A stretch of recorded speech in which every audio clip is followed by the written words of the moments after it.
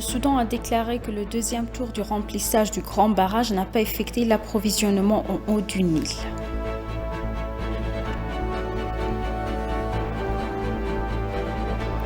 Les massacres de Makadra ont traumatisé les habitants.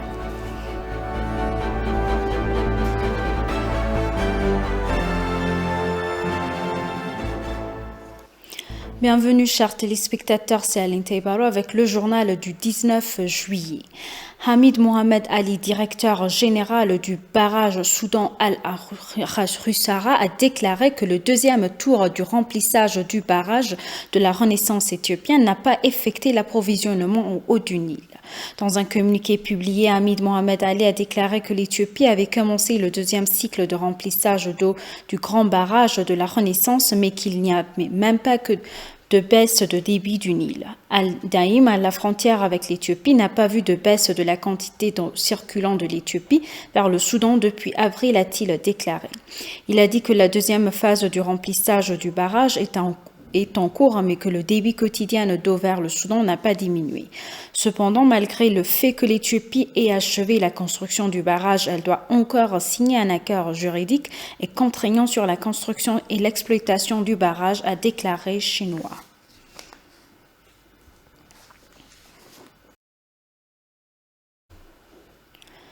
Ce dont l'Éthiopie a besoin, c'est du dernier bastion de l'Éthiopie, a déclaré le lieutenant-général Bacha Dabale. Il a déclaré que les forces de défense éthiopiennes étaient le dernier bastion de la démocratie révolutionnaire il y a 3 ans ou 4 ans. Il a fait ces remarques dans une interview avec Tobia sur Arte Télévision. Dans le même temps, le lieutenant-général Bacha a déclaré que les forces de défense éthiopiennes sont actuellement le dernier bastion du pays et non le bastion d'un parti politique. Le lieutenant-général Bacha a noté que l'enseignement militaire séculaire de l'Éthiopie était lié à la pensée et aux intérêts de ses dirigeants. Cela, dit-il, l'obligeait à être un fidèle serviteur des dirigeants. Il a déclaré que cela s'est poursuivi du roi Haïlé Sélassié au régime de l'APRDF.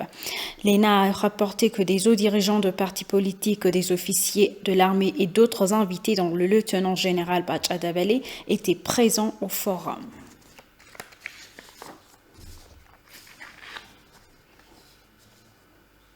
S'adressant à ETV, l'ambassadeur Dina Mufti a déclaré qu'actuellement l'Éthiopie est en proie à la pression étrangère et à l'ingérence dans les affaires intérieures du pays. Des forces des pays et des institutions cherchant à tenir l'image du pays soulèvent la question du grand barrage de la Renaissance éthiopienne, tandis que le TPLF poursuit la campagne de répression contre le pays.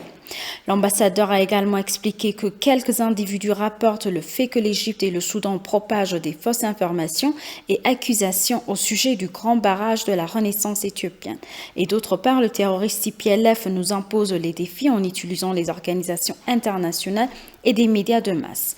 L'ambassadeur Dina Mufti a finalement déclaré que tout ce chaos est dû suite au manque d'informations de la situation actuelle de l'Éthiopie.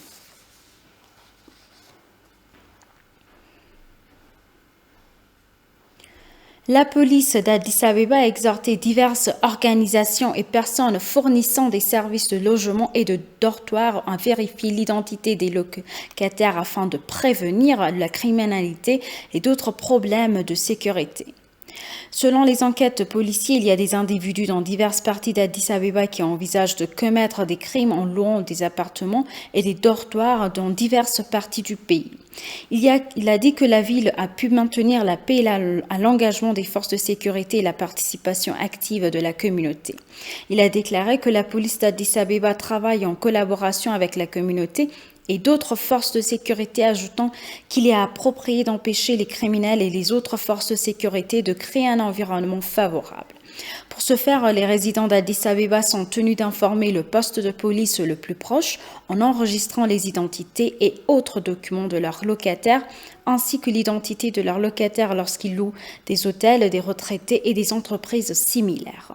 La police a également demandé de signaler au poste de police le plus proche tout changement inhabituel dans la région.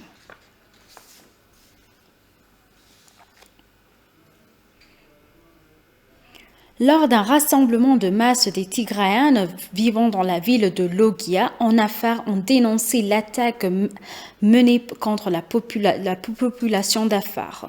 Les manifestants ont déclaré que les voyous menaient la guerre contre l'unité du peuple éthiopien. Selon l'EPA, les manifestants ont déclaré être descendus dans la rue pour dénoncer l'attaque odieuse que le groupe a perpétrée contre l'innocente communauté pastorale Afar. Afar Communication a rapporté que le groupe terroriste a mené l'attaque à Fantirasu Warada.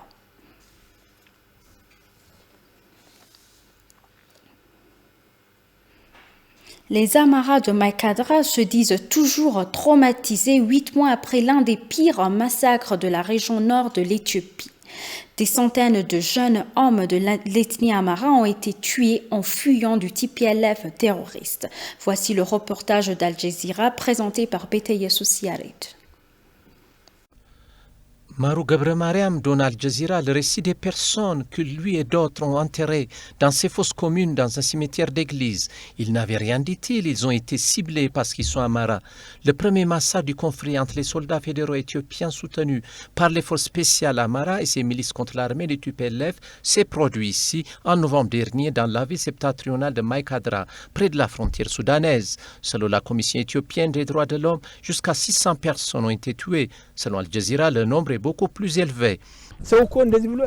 J'ai dû brûler mes vêtements. Ils étaient trempés de sang après avoir transporté les blessés et les morts.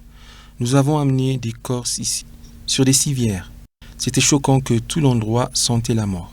La famille de Brahman Safa peut difficilement regarder sa photo sans pleurer.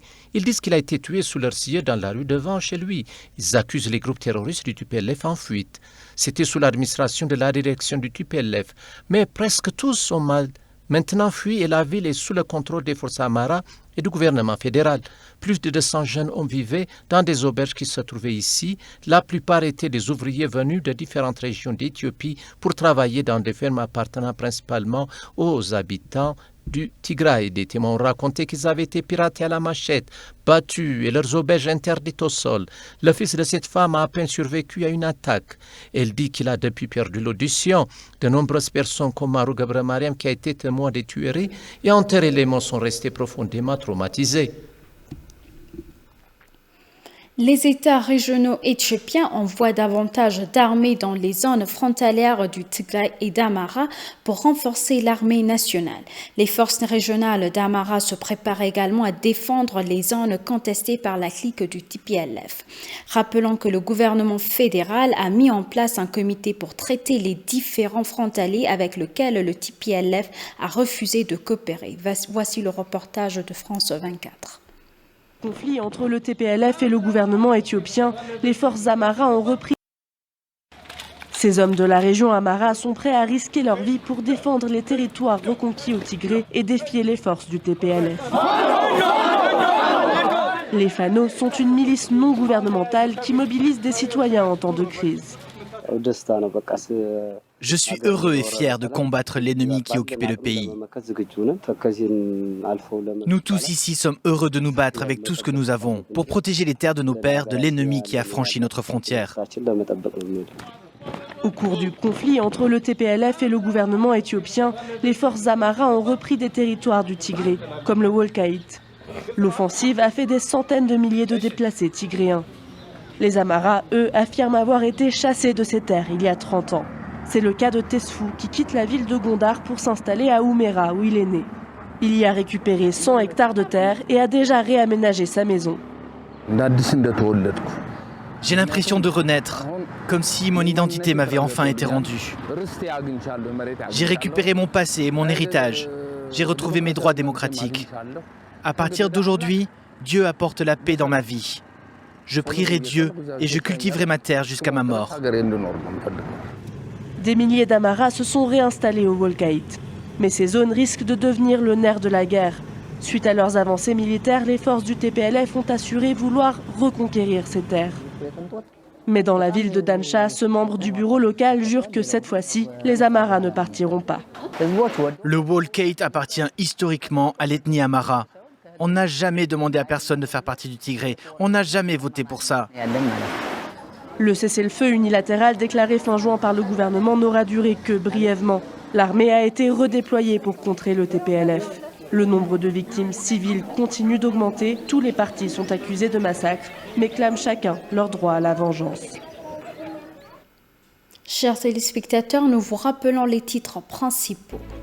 Le Soudan a déclaré que le deuxième tour de remplissage du grand barrage n'a pas affecté l'approvisionnement au haut du Nil.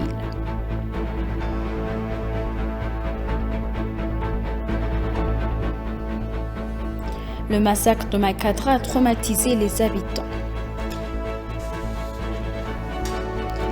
Merci chers téléspectateurs, c'est la fin du journal. C'était Aline Teibaro avec le journal. Restez avec nous avec le reste des programmes. Bonne journée.